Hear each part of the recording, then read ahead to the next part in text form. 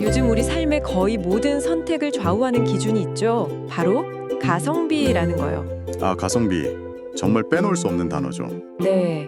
물건 하나를 사더라도 점심 메뉴를 고르더라도 우리는 들인 시간과 돈에 비해 얼마나 큰 만족을 얻을 수 있는지 이걸 끊임없이 계산하잖아요. 맞아요. 실제로 지난 10년간 이 가성비 검색량이 무려 10배나 증가했다고 하더라고요. 10배나요? 와, 이제는 뭐 우리 시대의 중요한 신념이 된 것 같아요. 신념이라는 말이 딱 맞네요. 최소의 자원으로 최대의 효과를 뽑아내는 것. 이게 마치 성공의 유일한 공식처럼 여겨지는 시대니까요. 그렇죠. 실패는 곧 낭비고 비효율은 거의 죄악시되기까지 하고요. 네. 바로 그겁니다. 그런데 만약에요, 이런 가성비의 논리를 정면으로 거스르는 어찌 보면 지극히 비효율적인 방식에 엄청난 지혜가 숨어 있다면 어떨까요? 오, 흥미로운데요. 오늘 저희가 좀 깊이 파고 들어볼 자료는요, 2026 1월 11일에 한 교회 설교문과 예배 실황 기록입니다.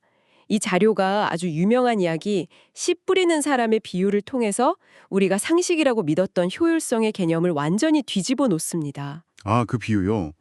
아마 이 비유를 들으면 대부분의 분들이 반사적으로 나는 어떤 종류의 땅일까 하고 스스로를 진단하셨을 거예요. 네, 맞아요. 말씀이 잘 안 들리는 단단한 길가인지 아니면 금방 뜨거워졌다가 식어버리는 돌밭인지 뭐 세상 걱정에 짓눌린 가시떨기인지 하고 말이죠. 네, 저도 항상 그렇게만 생각해 왔어요. 정말로요. 그런데 오늘은 그 익숙한 질문에서 딱 한 걸음만 좀 벗어나 보려고 합니다. 어떻게요? 우리의 시선을 땅의 상태가 아니라 도무지 이해할 수 없는 방식으로 씨를 뿌리는 농부의 행동에 한번 맞춰보는 거죠. 왜 이 농부는 이토록 비효율적인 농사를 짓고 있는 걸까요? 바로 그 질문이 오늘 이야기의 핵심입니다. 이 비유는요, 우리 자신을 평가하는 뭐랄까, 진단 도구가 아니에요. 진단 도구가 아니다. 네. 오히려 실패할 가능성이 명백한 땅을 포기하지 않고 모든 곳에 똑같이 씨앗을 뿌리는 그 농부, 즉 하나님의 일하는 방식과 그 마음을 보여주는 하나의 선언문과도 같습니다. 선언문이요? 네. 그 어리석어 보이는 행동 속에 숨겨진 의도를 따라가다 보면 우리가 놓치고 있던 정말 놀라운 진실을 마주하게 될 겁니다. 선언문이라는 표현이 아주 흥미롭네요. 그럼 그 선언문의 첫 장부터 한번 펼쳐보죠. 네. 마가복음 4장에 묘사된 농부를 두면 정말 고개를 갸웃하게 돼요. 좋은 땅은 물론이고 사람이 밟아서 단단해진 길가, 흙이 얇은 돌밭, 잡초가 무성한 가시떨기에도 똑같이 씨앗을 뿌립니다. 그렇죠. 이건 뭐 씨앗을 그냥 허공에 뿌리는 거나 마찬가지 아닌가요? 솔직히 말해서 농사 경험이 전혀 없는 초보자처럼 보이기도 하고요. 네, 현대의 농업 기술이나 뭐 경영학적 관점에서 보면 100% 맞는 말씀입니다. 명백한 자원 낭비죠. 그렇죠. 하지만 여기서 우리가 마주할 첫 번째 아하 포인트가 등장합니다. 뭔가요? 이 이야기를 처음 듣던 2000년 전의 청중에게는요, 이 농부의 행동이 전혀 이상하게 들리지 않았다는 겁니다. 오히려 지극히 현실적인 모습이었어요. 지극히 현실적이라고요? 아무데나 씨를 뿌리는 게요? 네. 그걸 이해하려면 당시 이스라엘의 지형이랑 농사 환경을 좀 알아야 하는데요. 우리가 흔히 젖과 꿀이 흐르는 땅이라고 해서 비옥한 평야를 상상하잖아요. 네, 보통 그렇게 생각하죠. 근데 실제 이스라엘 땅의 대부분은 척박한 산지입니다.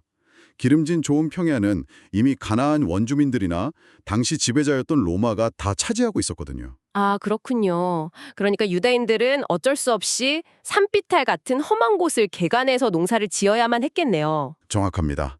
그래서 그들이 고안해낸 것이 바로 산비탈을 계단처럼 깎아 만든 그 테라스형 밭이라는 거예요. 테라스형 밭. 중요한 건 이 테라스형 밭이라는 공간 안에는 네 종류의 땅이 전부 다 섞여 있었다는 점입니다. 아, 한 곳에 다요? 네, 밭과 밭 사이로 오가며 단단해진 길가, 빗물에 흙이 쓸려 내려가 안반이 드러난 위층의 돌밭, 관리가 어려워 잡초가 무성한 구석의 가시떨기, 그리고 좋은 흙이 계속 쌓이는 아래층의 좋은 땅이 한 밭에 공존하고 있었던 거죠. 잠깐만요. 그럼 농부가 일부러 나쁜 땅을 찾아다니면서 씨를 뿌린 게 아니었군요. 그렇죠. 그냥 자기 밭에 씨를 뿌렸는데 그 밭 안에 원래부터 네 종류의 땅이 다 섞여 있었다는 말씀이시네요. 바로 그거죠. 그리고 결정적인 사실이 하나 더 있습니다. 당시의 농사 순서가 오늘날과 완전히 정반대였다는 겁니다. 정반대요? 우리는 밭을 갈고 돌 골라내고 김을 맨 다음에 씨앗을 뿌리잖아요. 네, 당연히 그렇죠. 하지만 그들은 씨를 먼저 뿌리고 그 다음에 속아 끄는 쟁기로 밭을 갈았어요. 네, 씨를 먼저 뿌리고 나서 밭을 간다고요. 그건 순서가 완전히 거꾸로 된 거 아닌가요? 상식적으로 이해가 잘 안 되는데요? 좀 이상하죠? 네. 흙으로 씨앗을 덮어줘야 싹이 틀 텐데 왜 그렇게 비효율적인 방식을 썼던 거죠? 여러 이유가 있지만 가장 큰 이유는 쟁기질을 통해서 씨앗이 흙 속으로 자연스럽게 섞여 들어가게 하려고 했던 겁니다. 아, 이 사실을 알고 비유를 다시 보면 농부의 행동이 완전히 새롭게 해석됩니다.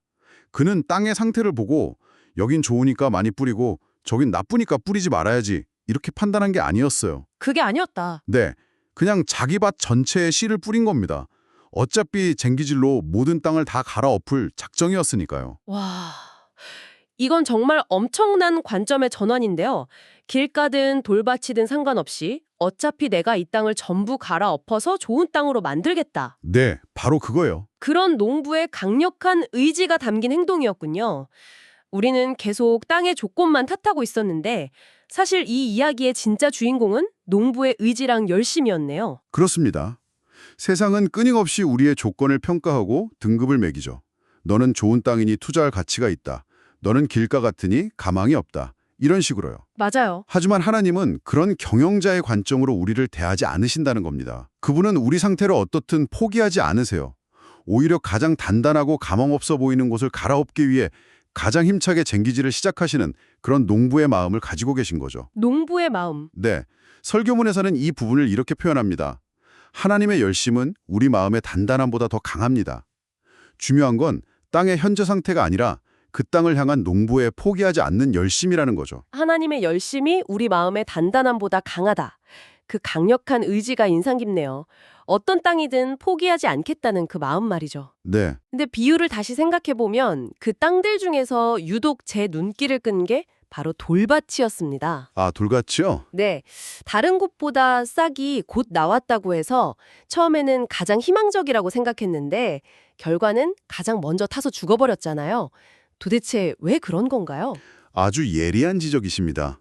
이 빠른 성장의 비밀은 돌밭의 독특한 구조에 있어요. 구조요? 네, 얇은 흙 바로 아래에 단단한 안반이 있는데 이 돌이 낮 동안의 태양열을 흡수했다가 밤에도 온기를 계속 머금고 있습니다. 일종의 천연 온실 같은 효과를 내는 거죠. 아, 그래서 그랬군요. 그래서 다른 땅보다 씨앗이 훨씬 빨리 발아하는 겁니다. 아, 신앙적으로 비유하자면 말씀에 아주 열정적이고 즉각적으로 반응하는 사람의 모습과 비슷하겠네요. 그렇죠.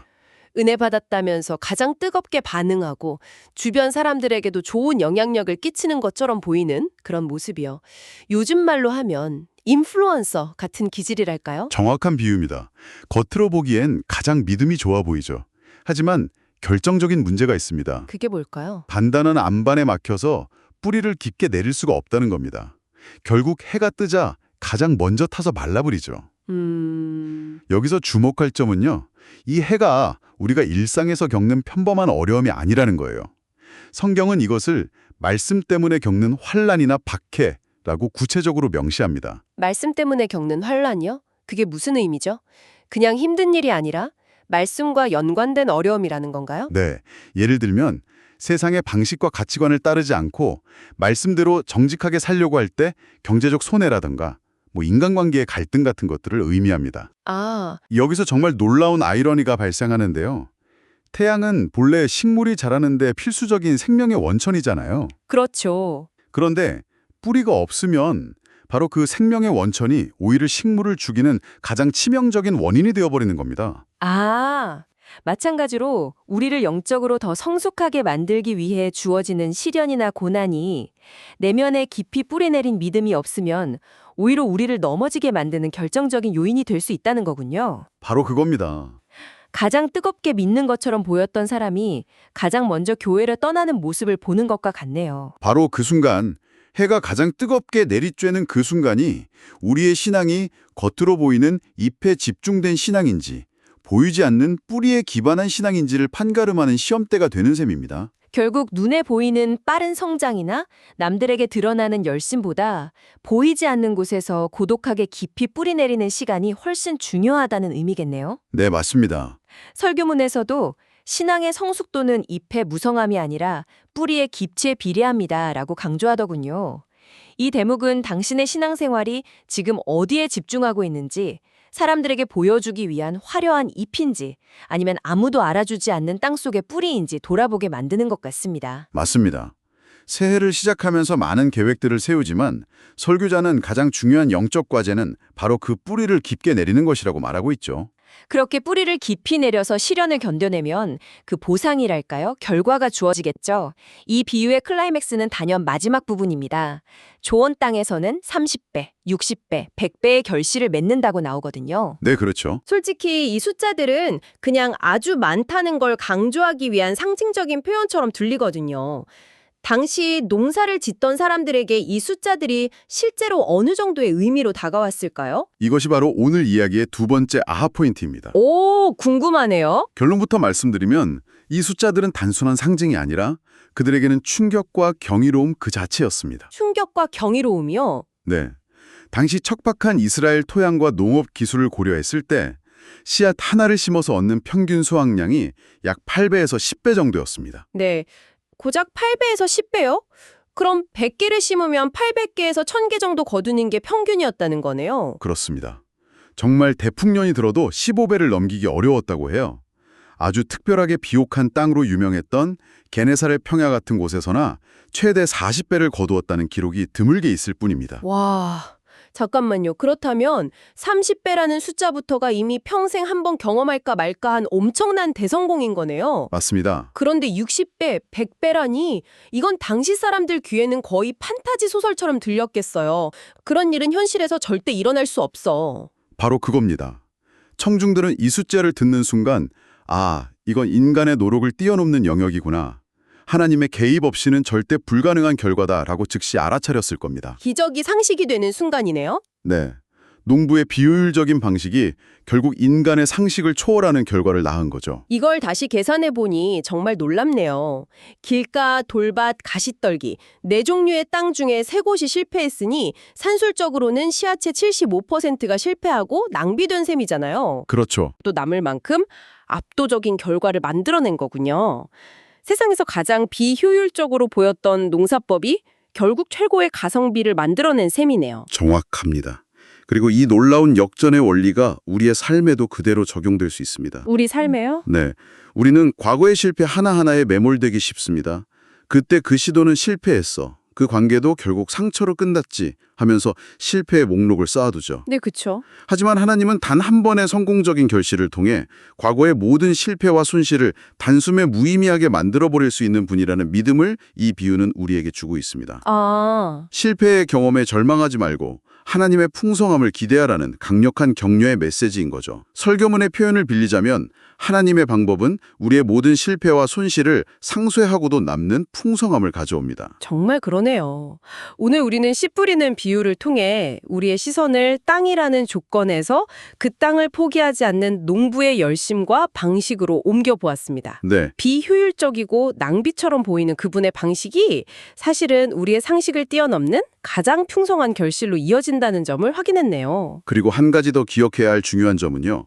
하나님은 우리가 완벽하게 준비된 좋은 땅이 되었을 때 일을 시작하지 않으셨다는 겁니다. 아, 그런가요? 네, 설교문에 따르면 오히려 우리가 가장 준비되지 않았을 때, 가장 단단하고 척박한 상태일 때 그분은 우리를 향한 쟁기질을 이미 시작하셨다는 사실입니다. 순이 더 많은 성공이나 부를 의미하는 건 아닐 텐데요. 설교에서는 19세기 남아프리카의 성자로 불렸던 앤드류 머레이의 말을 인용해서 그 답을 제시합니다.